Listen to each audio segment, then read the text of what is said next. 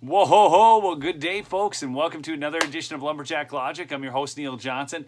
Big report to bring you here. I'm always curious to get the pulse of America and what's going on. And a little caveat, little disclaimer, I don't trust polls completely. I have found Rasmussen to be a pretty good polling organization. So I'm going to dive into this here really quick. Do remember to subscribe, not only here, but to the links in the description. Thank you. Also, smash that like if you would for me, please. Okay, this is out of Just the News. They got the poll here. Majority of registered voters say pandemic-related shutdowns did more harm than good in this poll. The survey also found 62% are worried many government officials will try to continue exercising such power over Americans. Well, we know that for a fact, folks. We already see it taking place out there in California.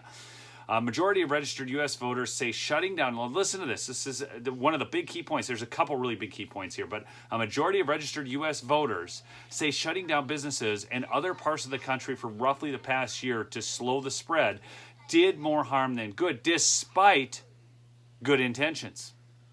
So they do believe the intentions were good, but the results were bad. All right, you with me? Okay. 55% of the respondents agreed with the statement, while 38% disagreed. So we're looking at a gap there that's pretty substantial, folks. We're looking at almost 20%. We're looking at a total of 17% gap there in favor. 7% said they weren't sure. 76% of Republicans, 51% of independents agreed they did more harm than good. But, of course, 57% of Democrats disagreed. It has been one of the most crazy things to me that something like this becomes such a political hot button. On most pandemic-related topics, there is a partisan divide, Rasmussen said. They surveyed 1,200 registered voters from July 21st to 24th using a mixed mode approach, okay? So that means they're using multiple forms to get that out, not just phone calls.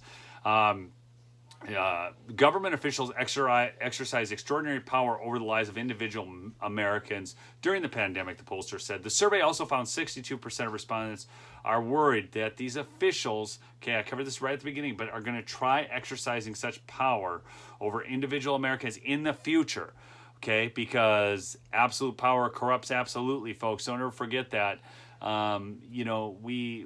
Here's the thing. We can't be cavalier with our rights nor our responsibilities as Americans, okay?